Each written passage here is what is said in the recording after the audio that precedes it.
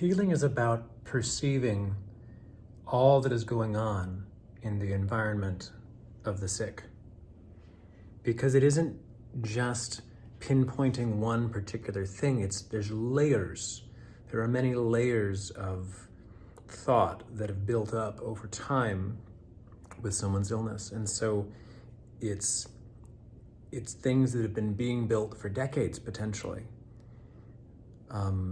at a subconscious level. And so while you may say, oh, that's an acute disease, that was just an injury, that was just this, well, there are always exceptions to the rule.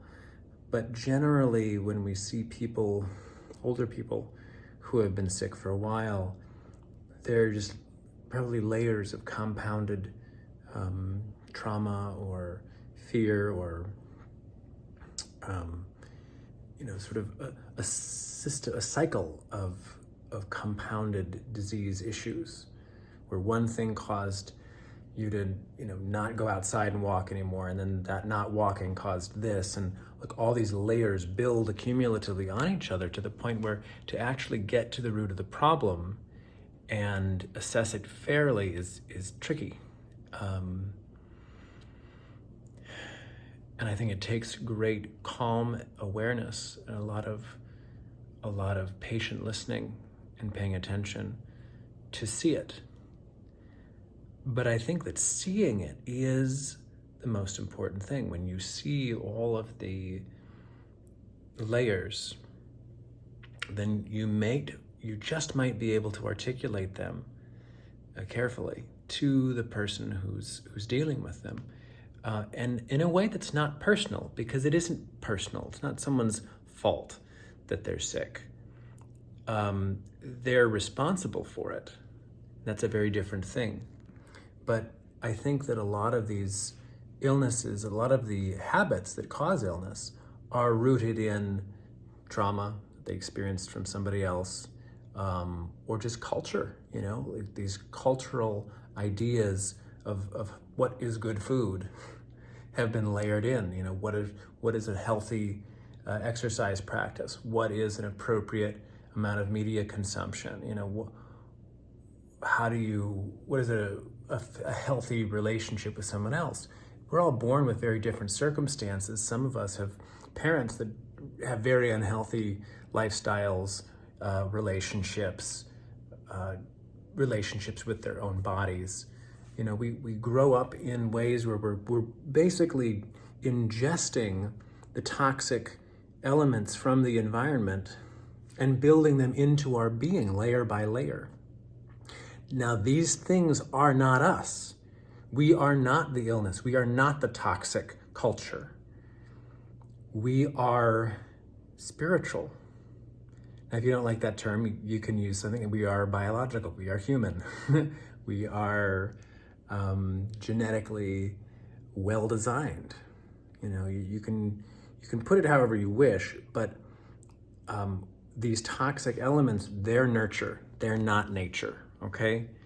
And these toxic elements can be removed, theoretically. But you have to be willing to change the entire garden from which they have grown.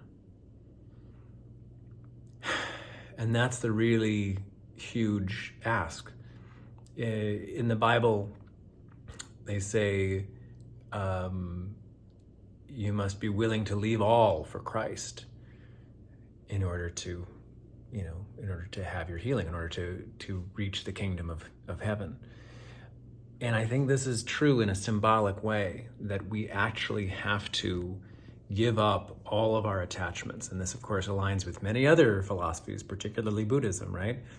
To give up all of our attachments to human material stuff, even to things that we consider part of our identity, but aren't, right?